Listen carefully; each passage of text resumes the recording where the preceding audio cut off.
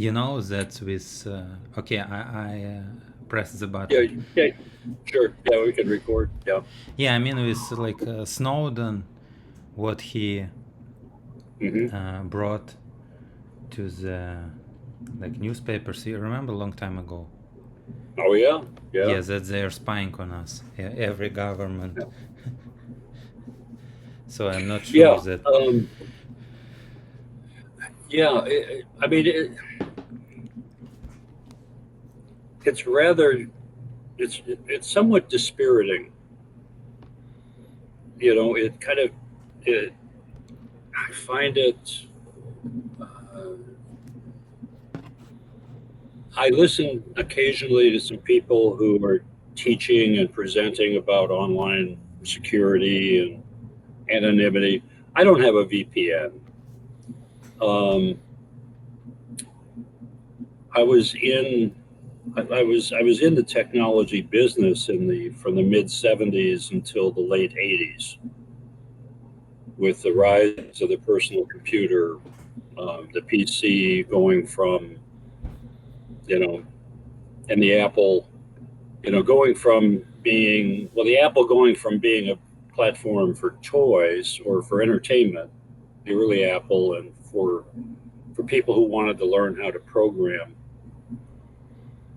The the personal computer wouldn't have wouldn't have actually turned out to be very much if it wasn't for a program on the Apple product that was called Visa Calc.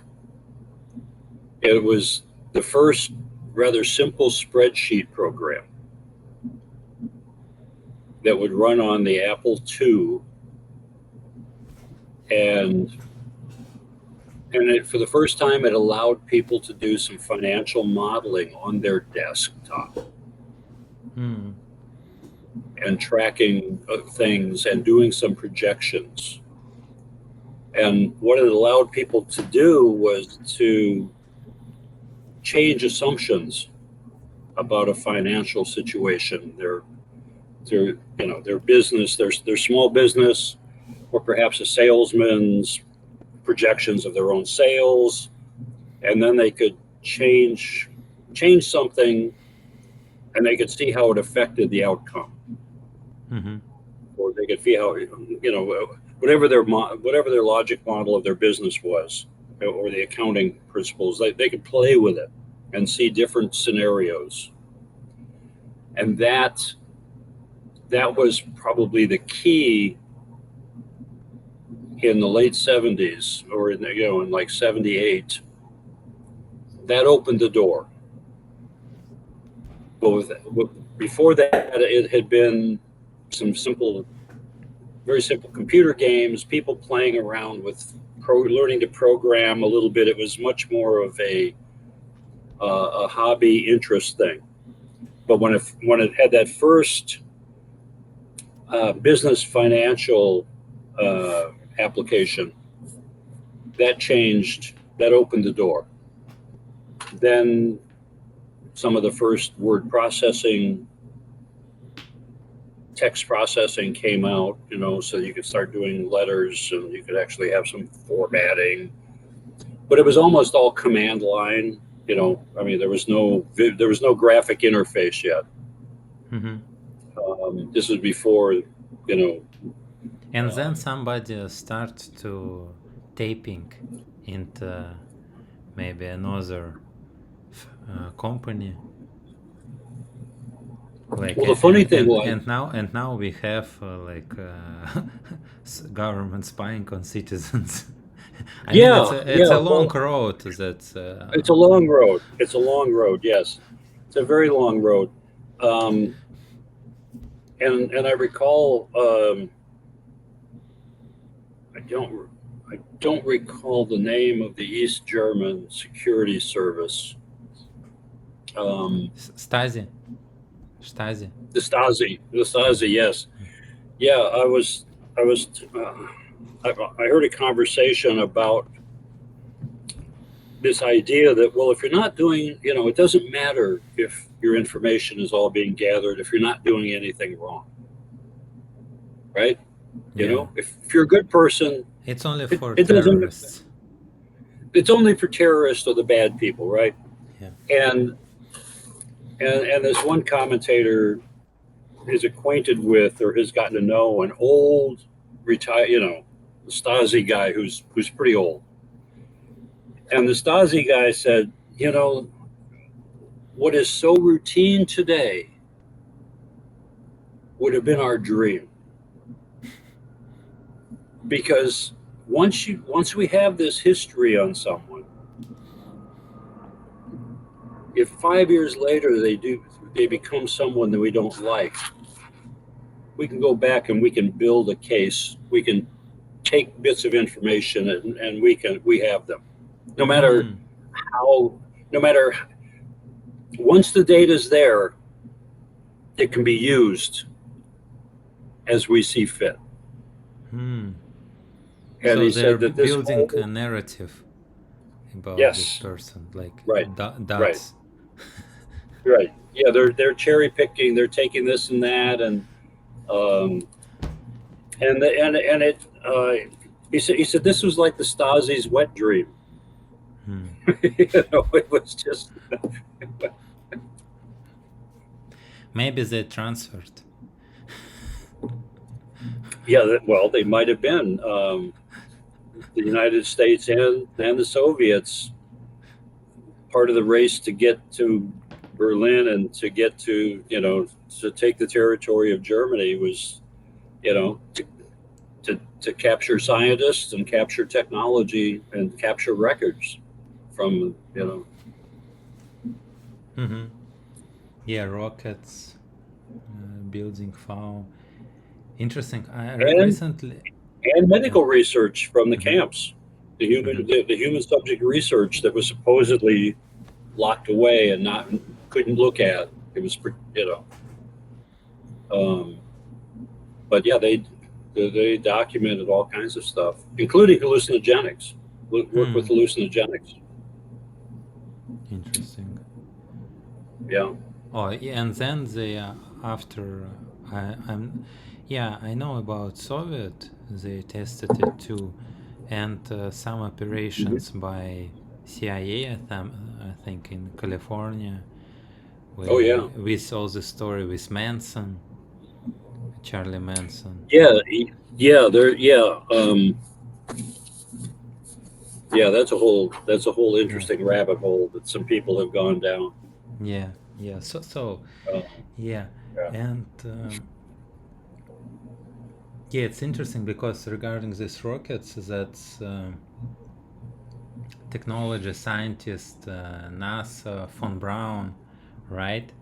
And Hmm. I saw yesterday like a post by a person like how did they get nuclear and ICBM North Koreans, and Mm. how it's like a good idea because of if you don't have it you're getting bombed like with Yeah. Oh yeah. Yeah. Iran Well, and Libya, Iraq, Syria. Um, yeah, Libya's big. Gaddafi. I mean, my understanding is that under Gaddafi, it was the standard of living in Libya because of the oil revenue and the relatively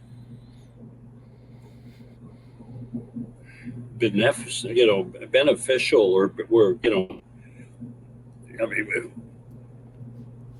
that the standard of living in Libya was quite good for the average Libyan for a mm-hmm. long time apparently, and the but Gaddafi was advocating for, I guess, more African unity and even an African gold-backed currency. Mm-hmm. Mm-hmm. No, we can't have this. No, no, absolutely not. Um, Absolutely not. And plus, he had become rather cooperative with the West in regards to providing some information on the more radical Islam, on terrorist things. He was and so yeah, it was it was essential that those areas of interest that he was encouraging Africa to pursue not be allowed to continue. Yeah, I think same thing happened with Iraq. Which of these countries wanted to start using some other currency when trading oil? I think euro, not Yeah, dollars. but Petrodollar. yeah, although it has started happening. I mean, it's been, the BRICS efforts have been kind of interesting. We'll see how the BRICS plays out, because South Africa is really having trouble. Having trouble with what? Mhm. I'm not following Social, it, but social social issues. Yeah, social yeah, issues. economics, inflation, and some of it is, some of it's racial history. Some, certainly exploitation history of the colonialism. Um, and so economically, I think they're having some trouble. Um, It's all this, feedback loops that's coming. mhm. There's just delay in the system. So Yeah. you're starting like, I don't know, apartheid state, okay, for example, in South Africa, right? Hmm. Some people like, not, it's not, I think it was not minority, right? Blacks. Yeah, the minority was white, like German and British. Doesn't matter who. Okay, Yeah. they're getting subjugated, right? Then Hmm. it's like Yep. other, like feedback comes Hmm. to them, and then so it's like nobody stops. It's like eye for an eye. Um, It's yeah. this epistemology. Yeah. Yeah. Yeah. The the way I've looked at revolutions frequently is that, and I didn't know this was the case about um, some of Nora's interpretation of systems things, but and Gregory's, the um, people think they're creating something new, but it's basically just very often it's just a reframing of the previous system. So typically, revolutions turn into something worse than they were rebelling against. It's the succession. Let's say the yeah most revolutions are The Russian yeah, Revolution, just the different Russian Revolution, stakeholders killed a different lot of. stakeholders, and Yeah, but and and and the thing is, and I watched this. I think I observed this down in Nicaragua after the Sandinistas. Was that all the poetry, all the lofty ideals about something new, and we're going to transform society, and it's all going to be great. There's a the event takes place, there's a successful revolution, but the next day people still have to eat, and the next day people have to exchange goods and services in some way. And if corruption under the old regime was the way that things got done, and there's this middle management of commissars or Mhm. functionaries in a hierarchy that weren't being paid adequately, so they were bleeding. They were they were taking bribes and people had to bribe. That system reasserts itself because that's the only way that people know how to get what they need to survive and to exchange energy between them. And so the historical practices, the habits of a society don't change fast. They just change clothes Mm-hmm. when there's a revolution. Mm-hmm. Yeah, but And so because yeah, on individual level, yeah, you're completely right there. We have same neural paths, like our mental models, how we abstract, like interpret reality, right? yeah, right. So it's the same pattern hmm and Yeah, different colors, but yeah. yeah. It's like you have the vehicle and you change the paint job, but but the energetic system keeps because people don't know how to do it any differently. Yeah, it's interesting in context of today's news about all this MAGA movement and hmm people anti-war, a lot of podcasters, like guys some listening comedians and so on, like Tucker Carlson, like with Christian values, like some others, comedian Dave Sweet, Candace Owens, so like some these breaking points, Sandar, a hmm lot of like Americans, right? Joe Rogan, originally kind of they saying they're Democrats, right? hmm And they like helped to elect Donald Trump on premise that there will be no war, right? Because hmm Biden got us like with Russia, with Ukraine Yeah. war, hmm and now they're all like screaming, like what the fuck? why, Yeah. yeah, why we are bombing Iran? Like hmm how it happened? And like Yeah. on previous line, right, that it's like on individual levels you can put like Republican red paint job or blue paint job. hmm It's the same. Yeah. Yeah. you Yeah. It's the same gas guzzling V8. you know. So yeah, Uh, individuals they maybe they want like some kind yeah. of peace, or but it's not how it works. When like in this complex system, which is like United States government, where it's I don't know like Yeah. 100,000 employees, right? And Well, actually, yeah. I think it's the biggest employer in the country. I think it's, you know, with military, um, with all these contractors, military oh, industrial huge, complex, huge. a Yeah. lot of people need like to work, like how current system works, right? We Right. discussed last Yeah. time when Yeah. there will go bankrupt, when there is no hmm war, right? So when peace, it's bad for military industrial Right. complex. When everybody Absolutely. healthy, it's bad for big pharma, right? Yeah. Yeah. Very bad. And if people are doing their own cooking from, and not eating prepared foods, then the big food companies are suffering.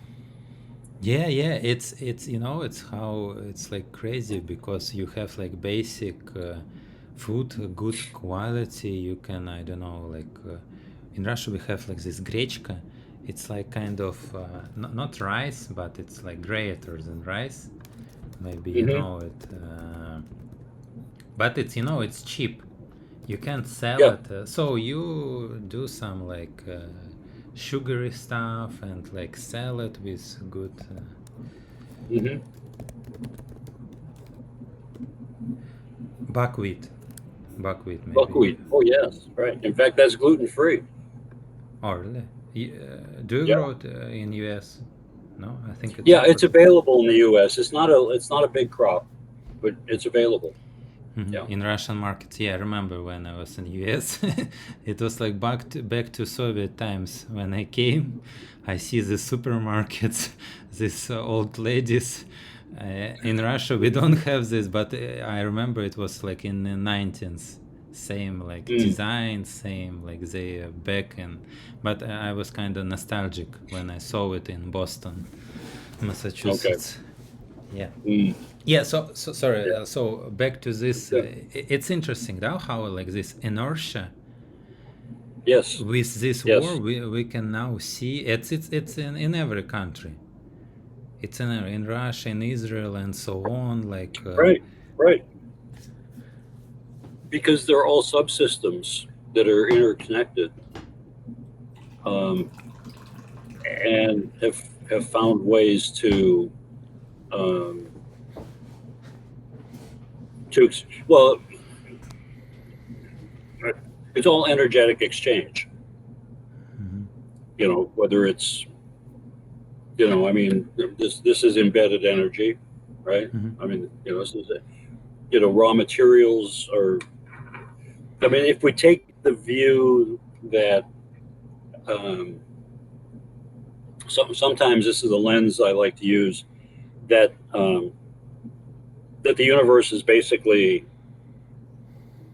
a big pool of energy moving around, and where fields, lines of force, let's say, overlap, kind of like a 3D printer. You know, it used to be they had the crossing lasers, and the polymer would solidify where the lasers met. We're familiar with that process at all? 3D printing, the early 3D yeah, printing. yeah. Yeah.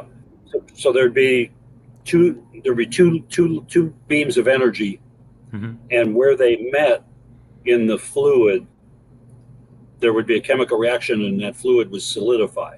And so on two axes, and there was anyway, a platform, and something would Rotates. rise out, Oh, okay. would rise, a solid would rise out of the fluid.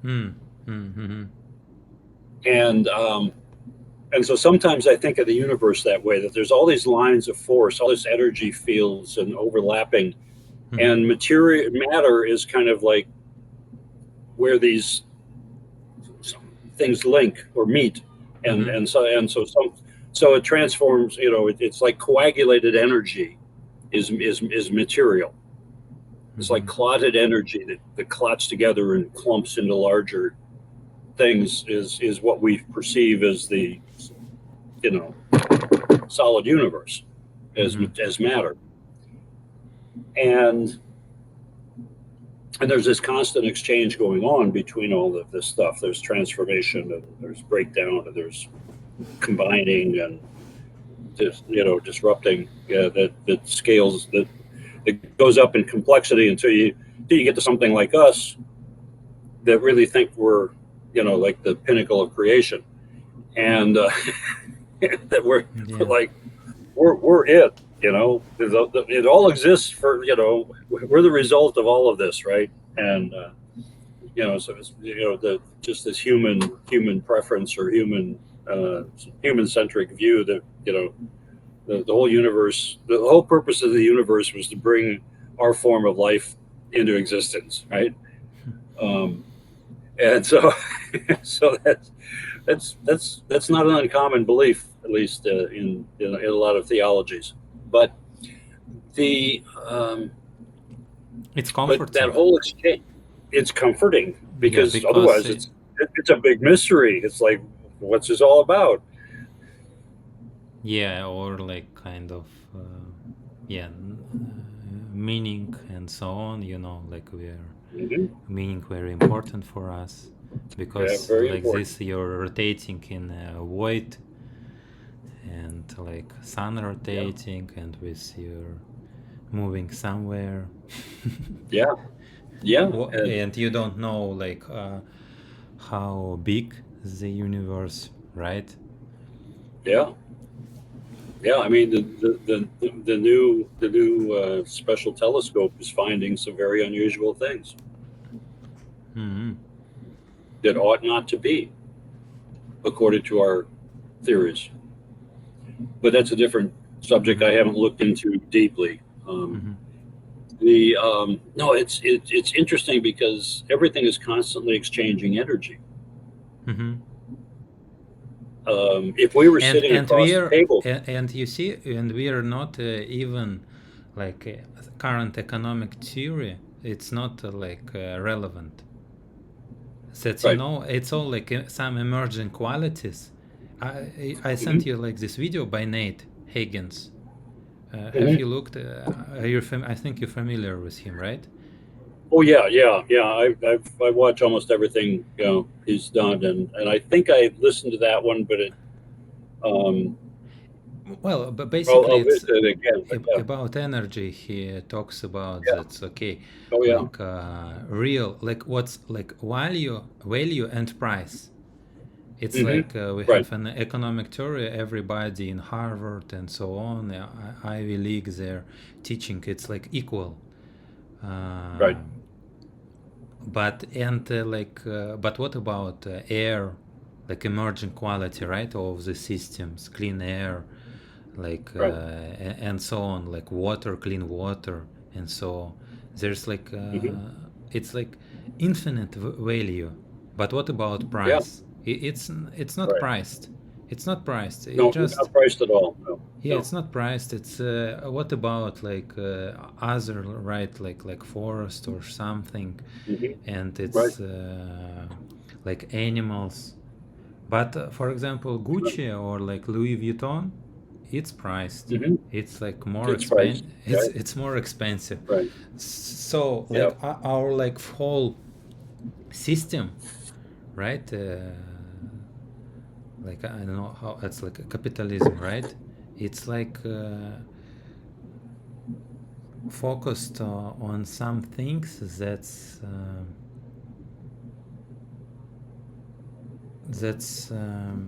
not valuable in true sense, right?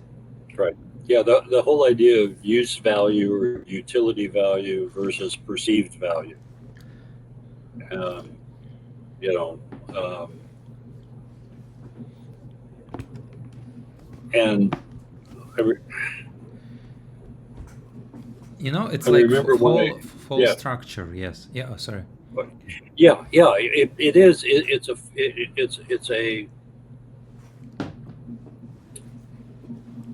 is a. There's an old joke about a certain form of what I consider pathology.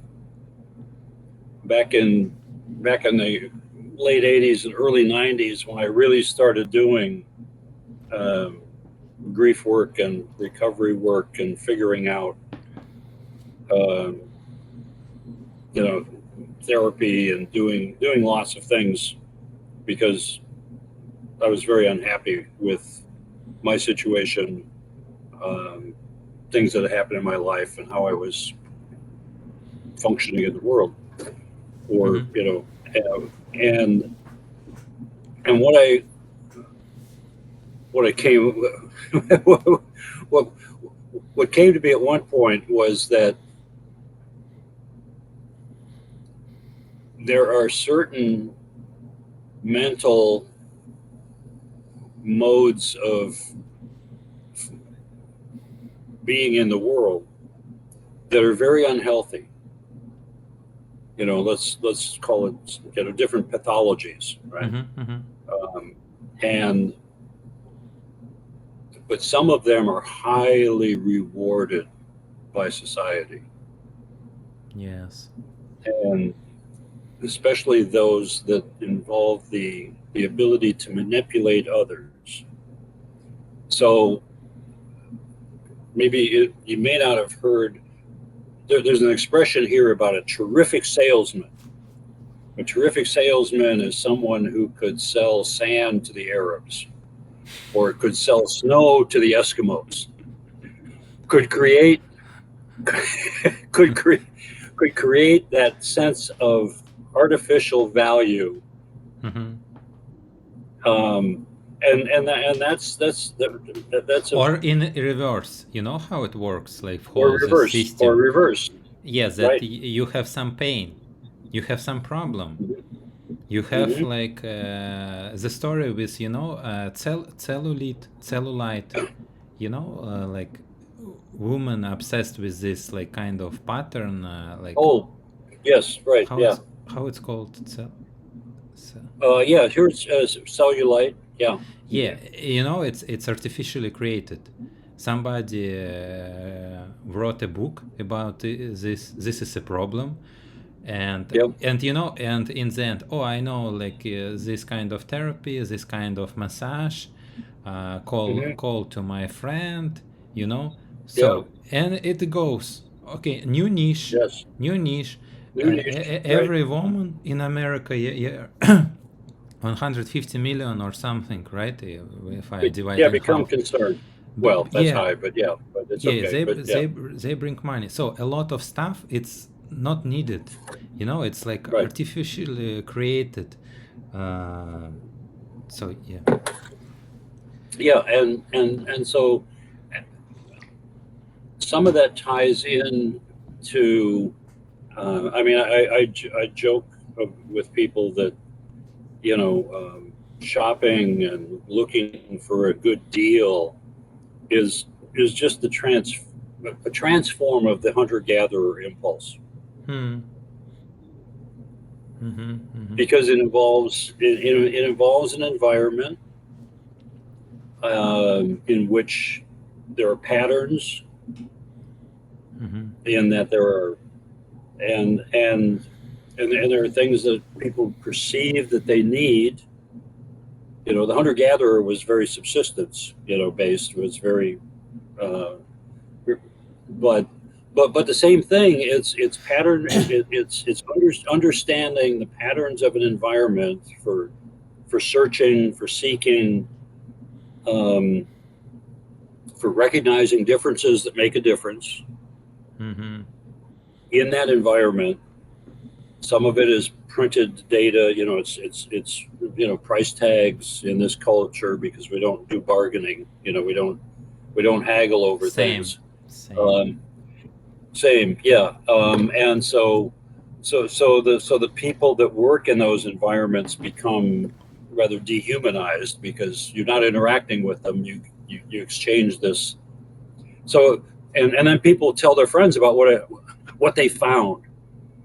You know, that I found this great deal or I found this terrific restaurant, um, and so it's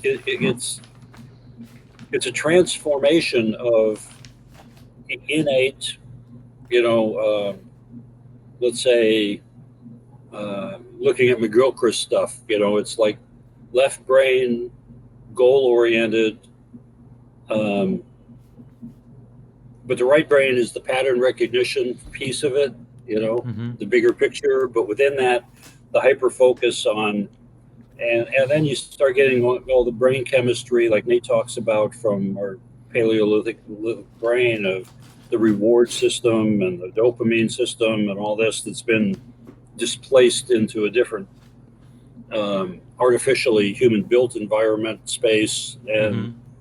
And and now our search for you're novelty our yeah, search for novelty, you know, TikTok, Instagram, TikTok, yeah, Instagram, scrolling, yeah, yeah, yes, train yeah, right, training your yeah, yeah fingers. yeah, yeah, yeah, I mean it's and It's not now so like in Russia. It's there not like not a lot of brick and mortar shops.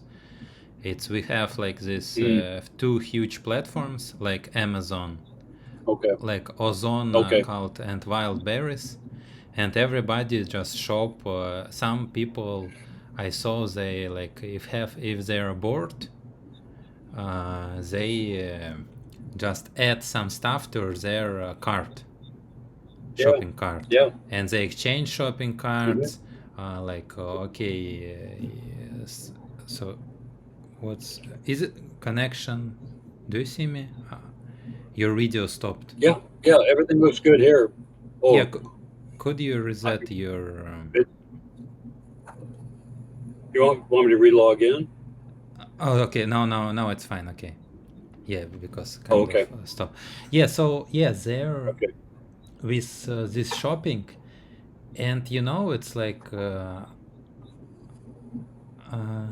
It's yeah, complete like capitalism, like in Mhm. Russia, like a long time ago. Well, with some balances, Yeah. because a lot of people still, mostly old ones, remembered how it was in Soviet Union, and they demand like pension, some kind of we have free healthcare.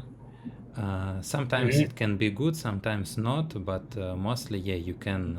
It's not like in US where is 30% of GDP, like Nate talked about, I know. goes to Yeah. healthcare, Yeah. and it just, Yeah. you know, Yes. it's crazy how like this, but we are moving in this direction.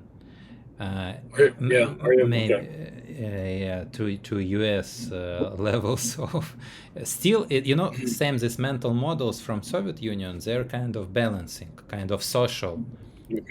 Yeah. social ideas, like they have, like for example, in European Union, I think they have free healthcare too, I think, right? And Most of the European nations, and some of that is a that there's a legacy there. and Canada, yeah. Uh, yeah, in Canada, um, yeah, there's some of that all came out of the rebuilding of Europe after World War II. The very high tax rates, very high taxes on energy that were used to subsidize the rebuilding, and everybody was on. I don't know if you've ever looked at any old English movies, black and white movies from the 50s, No, no. or any like old Italian movies, um, with the incredibly small Fiat cars, Hmm. and Yeah. um, there was so much, and again in the Soviet Union as well. I mean, there was so much destruction of infrastructure and housing that took place during World War II, and and there was this long protracted rebuilding, and and so there was this sense of the common welfare,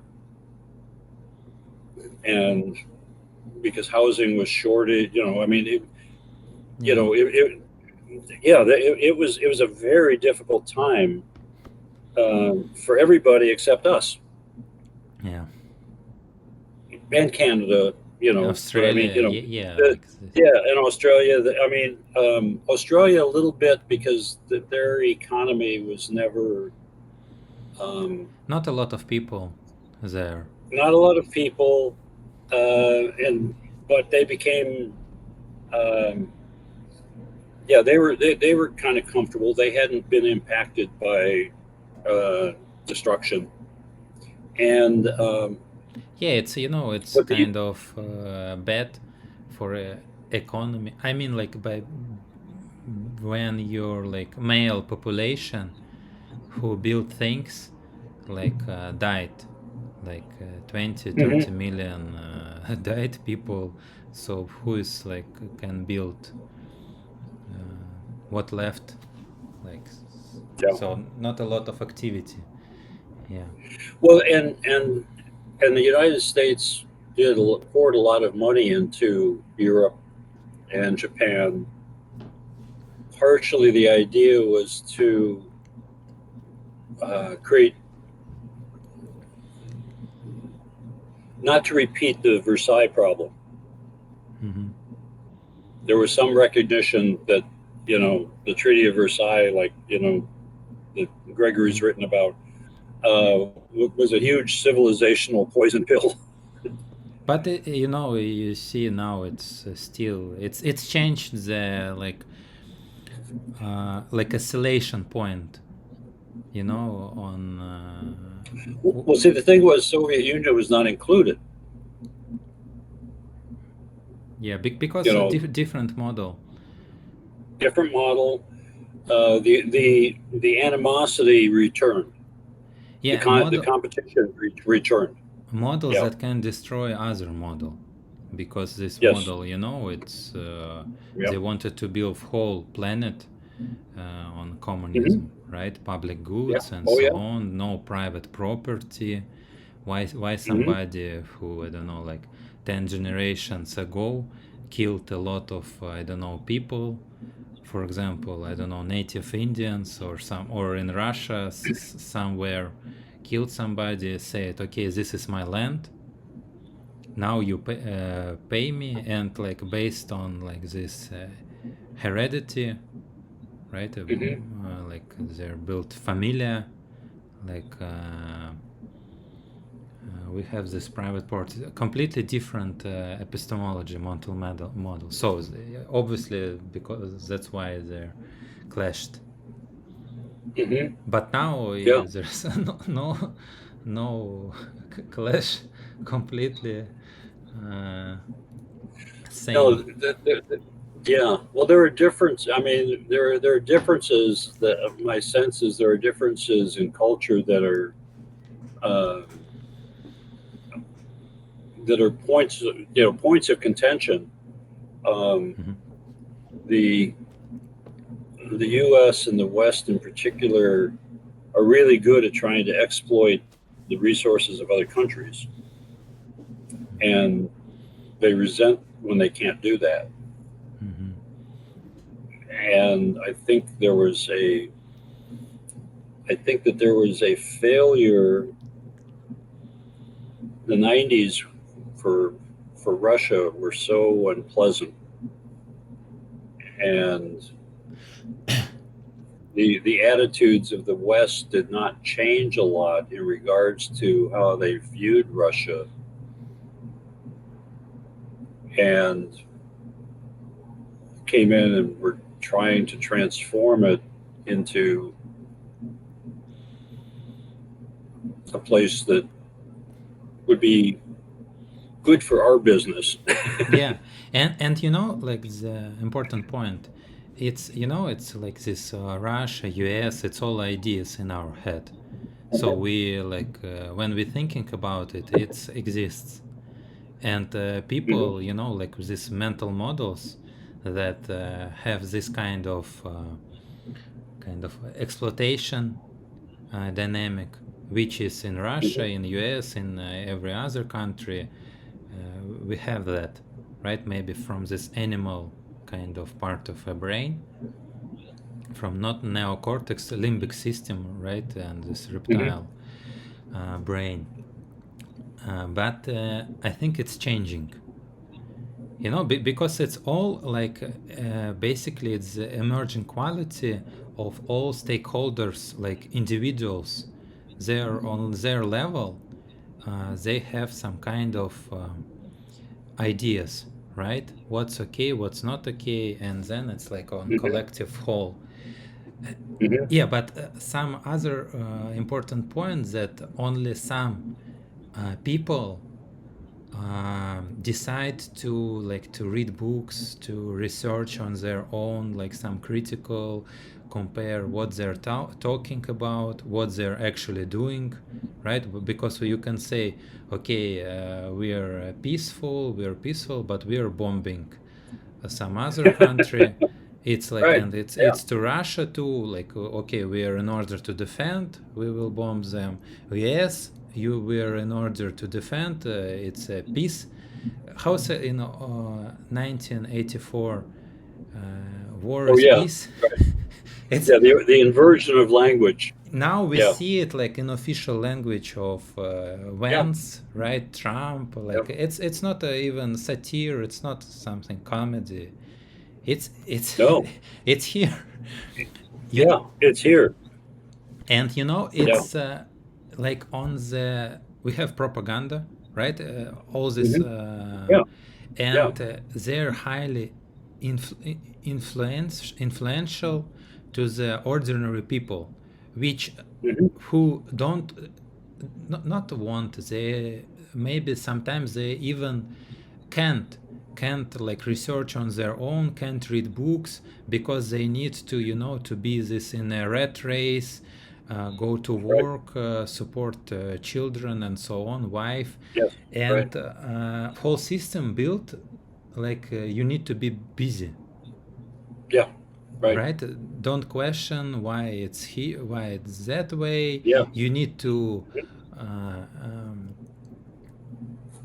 so it's easier to control, because with a lot of when you know when you're not busy, when there's like emptiness, like in this wu wei, I think it's Chinese wu wei, Oh when yeah, it's Wu Wei. Yes, right. Yeah. emptiness, something comes Hmm. from your mind, you're like creative and so on.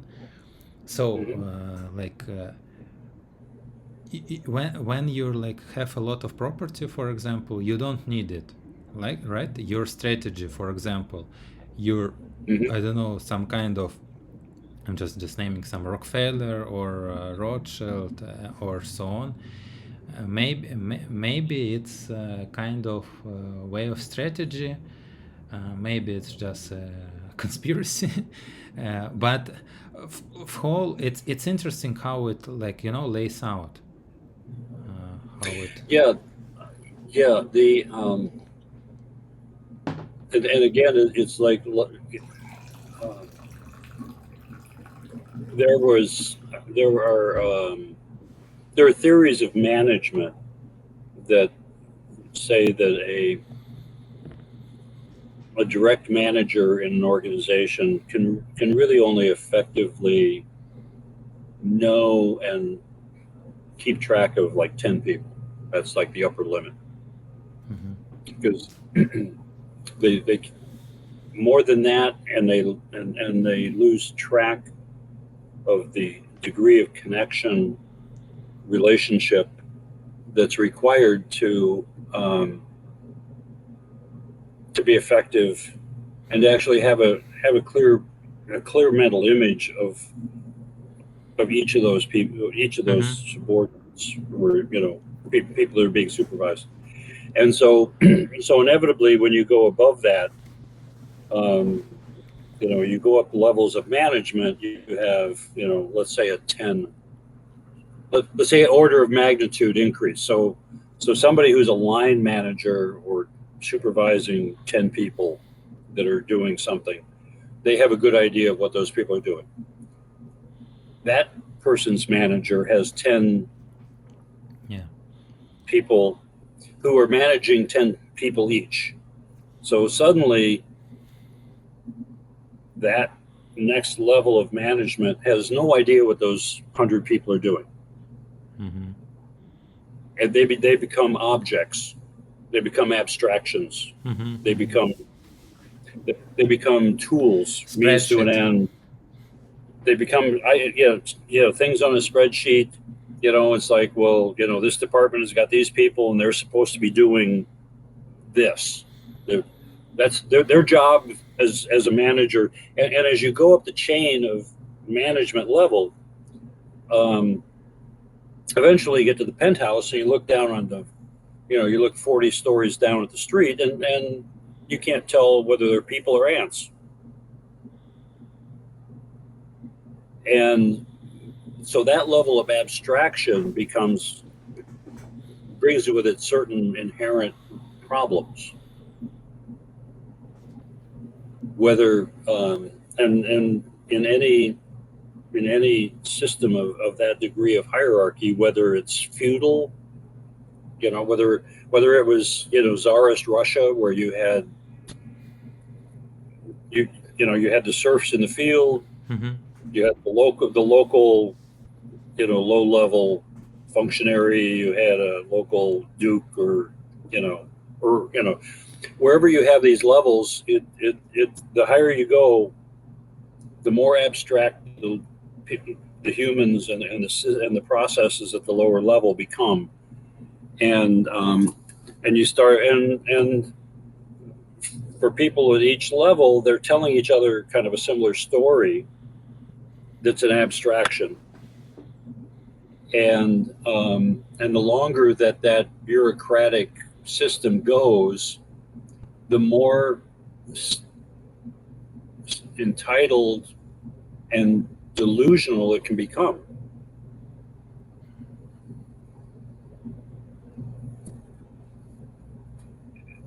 And Yeah. Yeah. typically within that sort of social structure,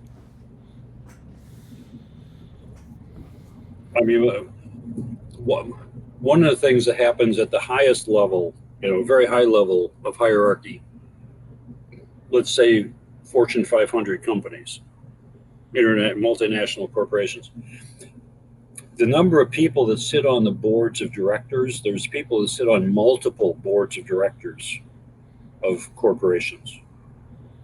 Um, they all know, I mean, they know each other. They live in these same rarefied environments. They private jets. They're doing all this stuff. Their children marry each other. One of their children is not going to marry somebody from an assembly line, Mm-hmm. no matter how Romeo and Juliet it may be. First of all, they probably never encounter each other, Yeah. except Yeah. maybe. And so, like George Carlin was fond of saying, is you don't have to have a conspiracy when people's interests converge. Mm. Yeah. They don't have to actually communicate specifically. They know what's good for them. Yeah. And then they call this is conspiracy. Yeah, right. But it's like a Um, basic interest. it's basically a mutual interest, and they don't have exposure to other modes of living. Mm-hmm. Um, and I go back to a lot. There was actually an event in U.S. history when I was young during the Vietnam War. In 1968, we had a Democratic convention take place in Chicago that turned What very what violent. what is convention? Oh, it was the Democratic nominating process. There had been primary elections Mm-hmm. for selecting, for competing candidates for president, and then Representatives, right? yeah, in different states, Yeah, yeah. because our election process is kind of unique in the world, Republic. and yeah, this republic thing, but all these different states have got a certain degree of autonomy. Mm-hmm. And so you have these primary elections, they call them, where candidates for office, for national office, um, have to go and compete, and it's a long process. I mean, it takes a year, you know, Mm-hmm. and they have to go and try and convince Iowa voters that they're the best. They have to go to Vermont, New Hampshire, South Carolina, Virginia, Mm-hmm. California. There are these individual elections, pre-elections, if you Mm-hmm. will, and depending upon how a presidential candidate does in one state, what they're, and it's mainly the people who are active in a political party who participate in this, the people who are interested in that party. So then after a bunch of these different elections have taken place, there are delegates for the particular party that have been selected to represent the interests of that state, Democratic Party or Republican Party. Mm-hmm. And then they all gather the summer before they come together for a big event that would be like the Democratic National Convention or the Republican National Convention. And they spend, a week together, Mm-hmm.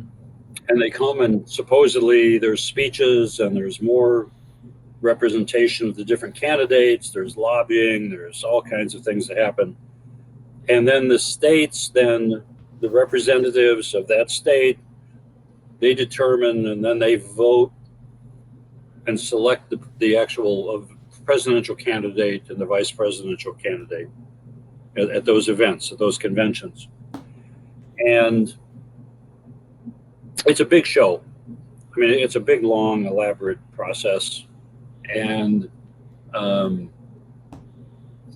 there could be a whole nother argument about whether it ever worked very well Mm-hmm. and whether it works at all now. to the benefit of the people. Mm-hmm. But that's a different conversation. But what happened in 1968 during the anti-Vietnam War movement was very, very active in the country, Mm-hmm. and they had this convention in Chicago, and there were like eight different student activist organizations in the country that were against the war, Mm-hmm. and but they were very different from each other. One was the Black Panthers. Um, there were these different organizations. Mm-hmm. They all came to Chicago and were demonstrating in their own way. Mm-hmm. And a lot of them didn't like each other because they were like Trotskyites and Leninists. They were kind of revolutionary, but they had very different points of view, and they didn't like Uh-huh. each other. And the so there was a lot of violence, and the Chicago Police Department under Mayor Daley were really. There was tear gas, there was beatings, there was lots of oppression of these Mm-hmm. the National Guard came in. It was a very violent confrontation in Chicago for a number of days. So the U.S. federal government, the Justice Department under Richard Nixon, decided they were going to prosecute the leadership of these different organizations, and they charged them with conspiracy. Mm-hmm. But they had never communicated with each other Mm-hmm. other than hostilely. But this was in like 1969, and in order to prosecute these people for conspiracy, they had to change the definition of conspiracy. Mm-hmm. And so under the Nixon Justice Department, they prosecuted these people for conspiracy by changing the definition of a conspiracy to being of like mind. Mm-hmm. Rather than to have actually actively communicated and colluded and planned together. Mm-hmm. Mm-hmm. And it was such an interesting, you've heard the term confession by projection. Have you ever heard that? I think I understand it. So they're the judge, right? Well, no. When somebody points their finger and says, those people are doing this Mm-hmm. and they're bad, Mm-hmm. very often someone is projecting Oh, their okay, own okay, shadow. yeah. They're It's like, accusing someone else of what they're doing yeah, in because order to, look over there, don't look at me. if you're not doing it, you can't see it. Right. It's like we Yeah. have like Yeah. Fisher sees a Fisher from like long distance, kind of, or Mhm. like you can see the cheater or somebody if you're a cheater yourself. Mhm. Because in other Mhm. way you're not abstracted, you can't like see Right. it in territory. You can't Yeah, map it. you can't recognize the pattern. Yeah. Yeah, unless you've been in the same. Yeah, and so it went all the way to the Supreme Court. They were convicted actually Mm-hmm. under this new definition, and the Supreme Court overturned it. Says no, you can't change the definition of conspiracy to being of like mind because that's But basically, that is. I mean, that was George Carlin's point in the '90s or whatever. Arguing about that where interests converge, the cues are exchanged, Mm-hmm. the meta communication takes place, Yeah. and people know what's good for each. I know what's good for me, what my self-interest is, and I can recognize it in you Mm-hmm. because we're in the same country club, or we're in the same high-end restaurant, or we're in the Yeah. same environment, and we may compete with each other, but only to a point that doesn't undermine our systemic position. Yeah. Yeah. Not changing the whole like Right. contexts, Yeah. playground. What some The kind playground. of Yeah. Gaddafi wanted. Hmm. Right. Yeah. Yeah. Independent oil, currency, and currency. It's like this Graeber, David Graeber, how he like explains it. And regarding jobs, remember we talked Right. about bullshit jobs. That most Bullshit jobs he says and the it's like overproduction of elites. Yeah. he says basically it's slavery. Even like in corporation, for example, the Yeah. boss, well, most they don't want you to like to call I don't know like your children, wife, or something to have some. You needed to do a work, right, for Right. 8 hours. So for eight Hmm. hours you're like a slave, and the Yeah. system. And mostly it's, yeah, all these jobs it's like bullshit. Just like one paper to another, and making some kind of, it's a bit again corresponds with Nate Hagens regarding value and price, right? Hmm. Most work it's not like I don't know like cleaning the ocean, doing something really valuable for Yeah. continuing of our like um, living, right? But it's Yeah. right, making new kind of uh, booklet, like some kind of advertisement for like a Gucci bag or something, Hmm. right? Yeah. Yeah. It's a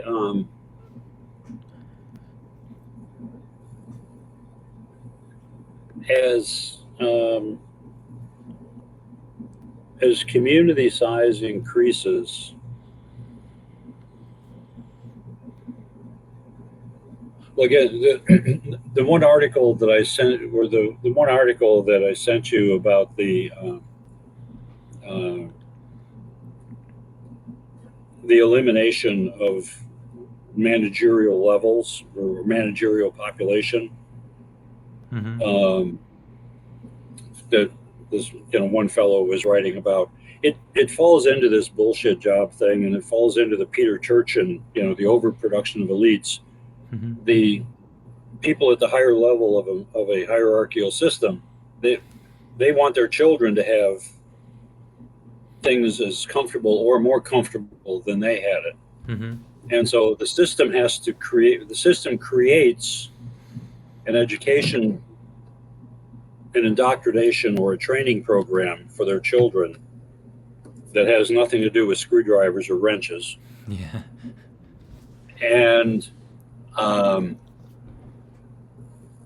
and then the system finds a way to create a certain number of positions for them to go into and to do supposed, to provide, supposedly provide some sort of service to the system. Mm-hmm.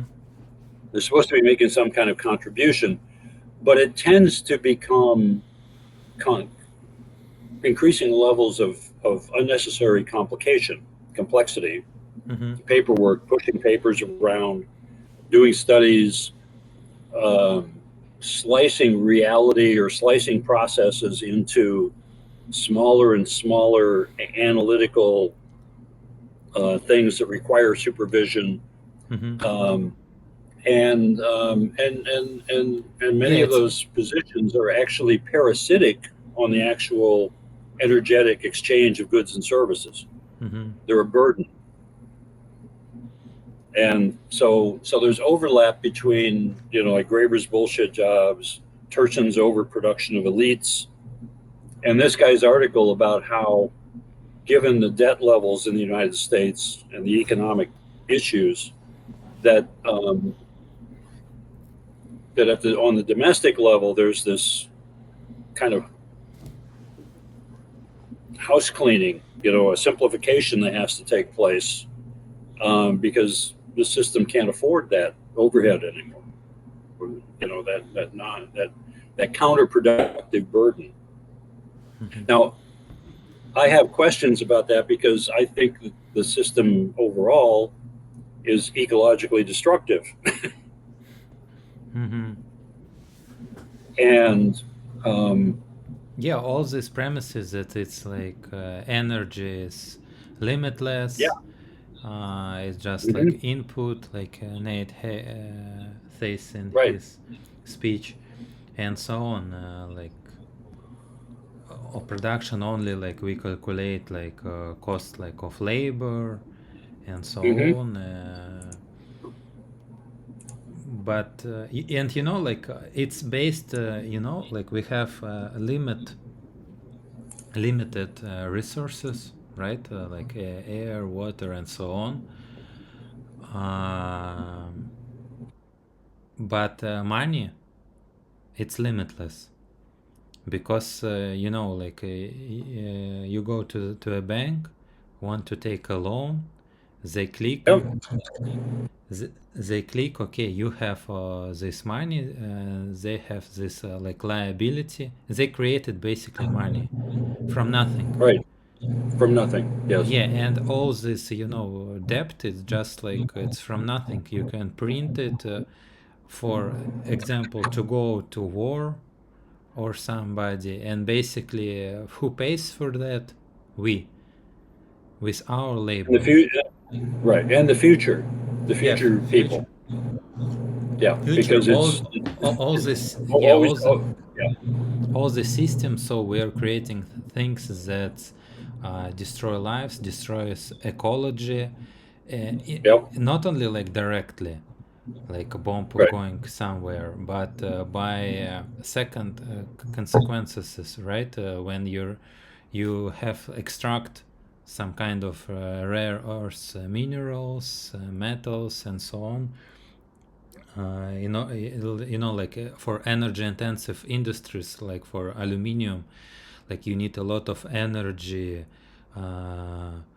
to smelt it, electrolysis process, right?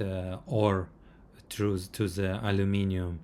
Then there is some kind of again dirting of these premises. So, Yeah. and this aluminium Yeah. I then mean, used in it's planes, for example, right. But military. even for steel, I mean, you need a Yeah. lot of, you need high quality coal. I mean, what was it? And for certain grades of steel, having been a tool and die maker and a machinist for some periods of, for about 10, 12 years, um, different grades of steel require better quality coal. Mm-hmm. And, you're familiar with the island of Svalbard, right? Off of Norway. No. Yeah, there's an island, an Arctic island called Svalbard, that is it's kind of a shared protectorate. It's kind of a Norway has administration of it, but you could go visit. You could go live there if you could show that you could support yourself. And it's the place. You heard about the big seed bank, the international seed bank that Oh, they yeah, made to yeah. Yeah, preserve. I know. Yeah, yeah. Okay. Well, Svalbard, one of its purposes, it's a weird geological place. It's kind of an upside down coal mine. Oh. It's it is, it's mountainous. It used to be completely frozen, basically frozen all year. That's not the case almost all year. Glaciers and stuff, and it's the entrance to that seed bank flooded one year, and they were worried. But but it's like they put it in this place that they thought would be very secure climate wise and not so much. But Svalbard, there's been a large coal mining activity up there because it has a very particular quality of coal that is really useful in making special steel alloys. Hmm. And in the smelting process and the production process of particular kinds of. So Svalbard coal usually goes to like Sweden and Germany, or used to, for for specialty steel manufacturing. But yeah, the energy inputs to all of this way of life um, is amazing. Oh, it's I interesting. There's actually I see like Russian base. It's Spitsbergen in is Russia. a similar place. Yeah, like No, Spitsbergen. Yeah, yeah, it's the same place. There's like Russian mining, Norway mining, so it's kind of yes, right, demilitarization zone. Yeah, sorry. right. Yeah. I was actually at a permaculture gathering about 12 years ago, and there was a guy, a permaculture guy from Svalbard. Hmm.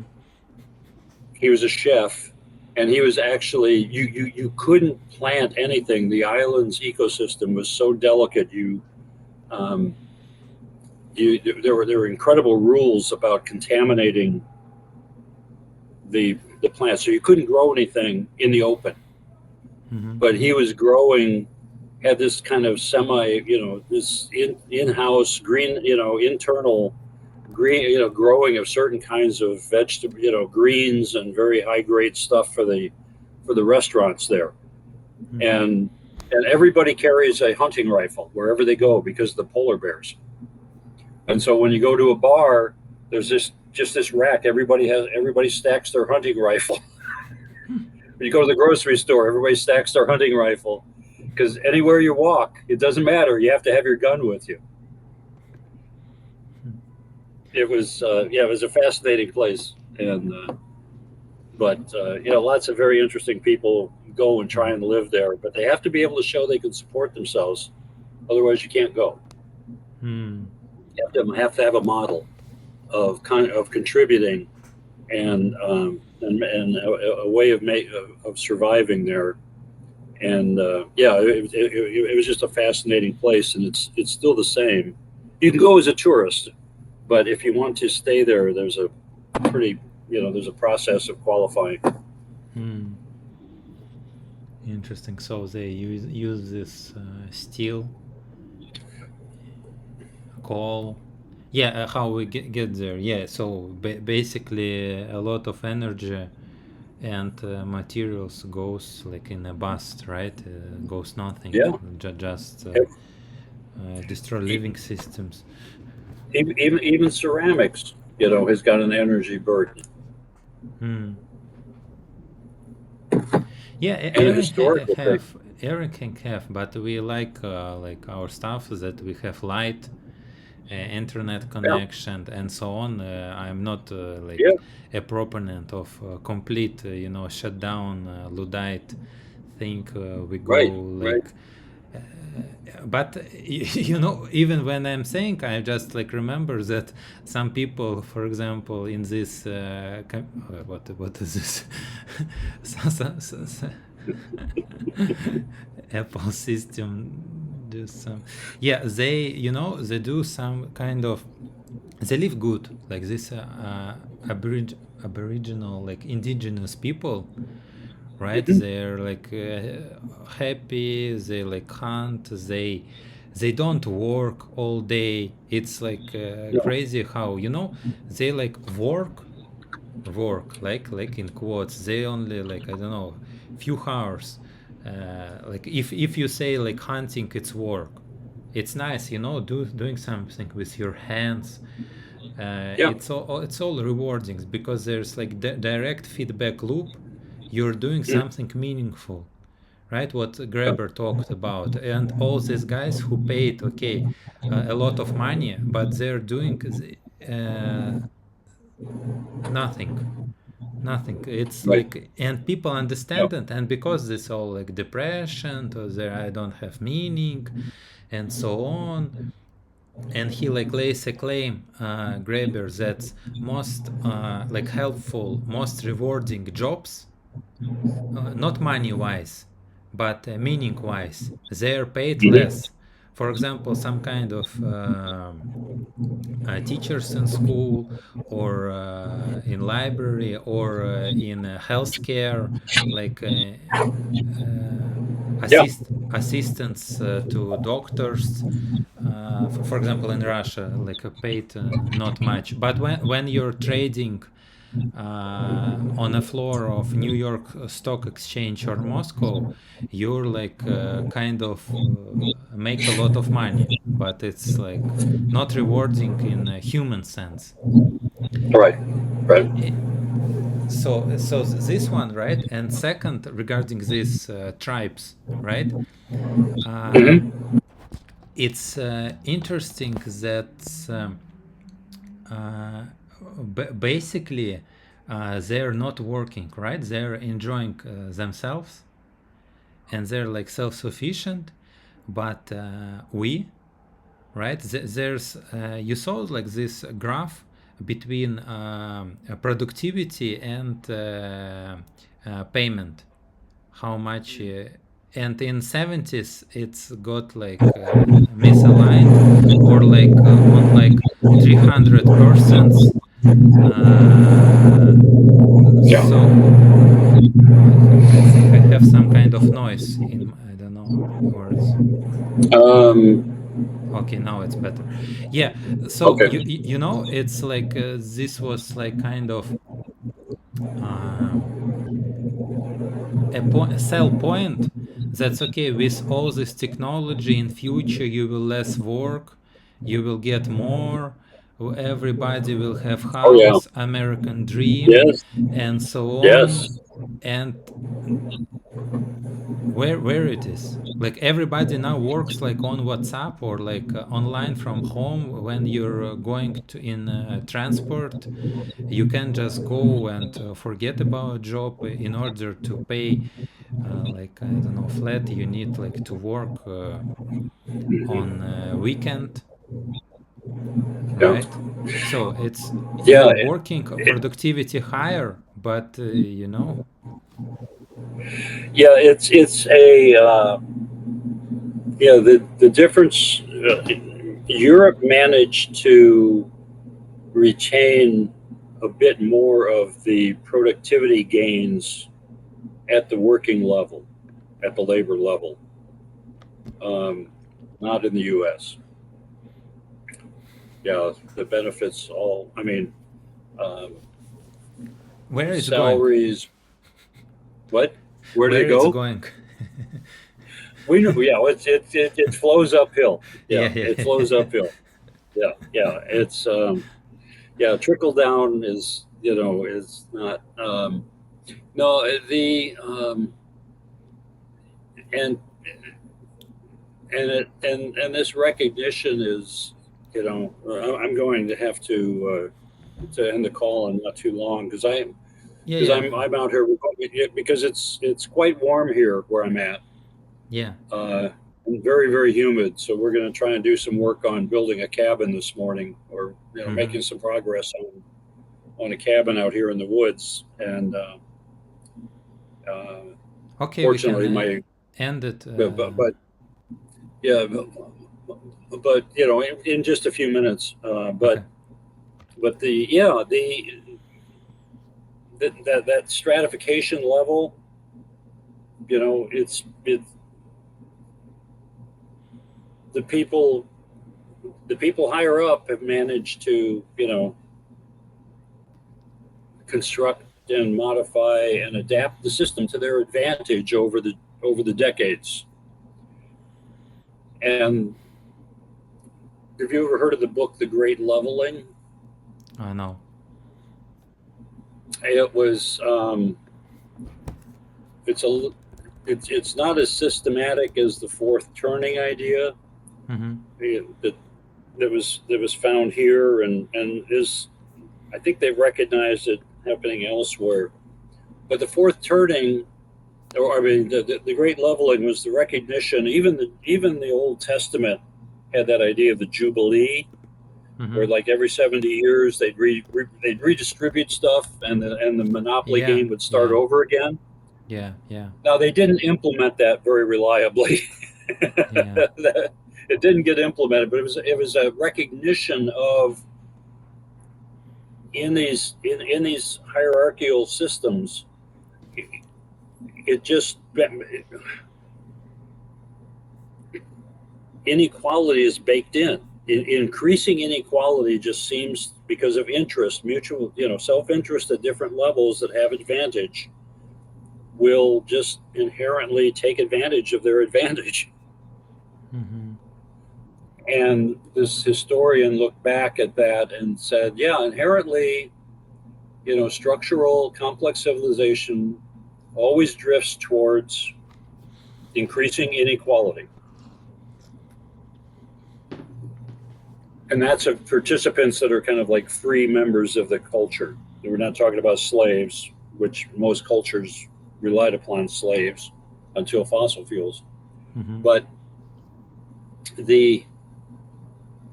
there's this continual having an advantage gives you an advantage and gives you more advantage, even though you're competing at your level. The class system always spreads out.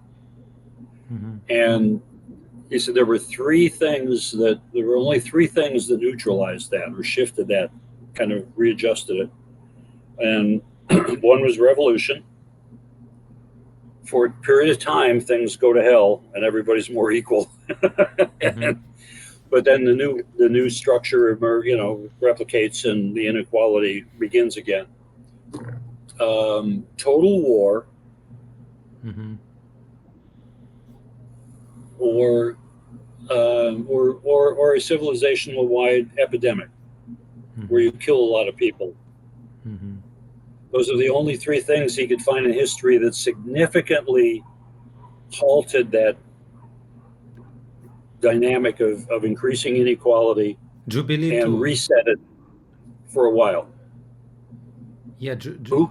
Jubilee. How I say? Oh, Jubilee was the Yeah. biblical event. Yeah. No. It's really, I read in David Graeber, not like with Christian, but like Mesopotamia and some other nations, like I think in Oh, okay. Greece, Okay. they basically resetted all debt Mm-hmm. from time to time, and there was like From time to in time. Yeah. Greece different taxes, so government paid people back, so it Mm-hmm. was Yeah. tax and reverse. So a lot Right. of in this book, a lot of great examples how it was like debt was kept at bay. Maybe we Yeah. can discuss it like next time. Yeah. Uh, Yeah. Yeah. Yeah. Very good.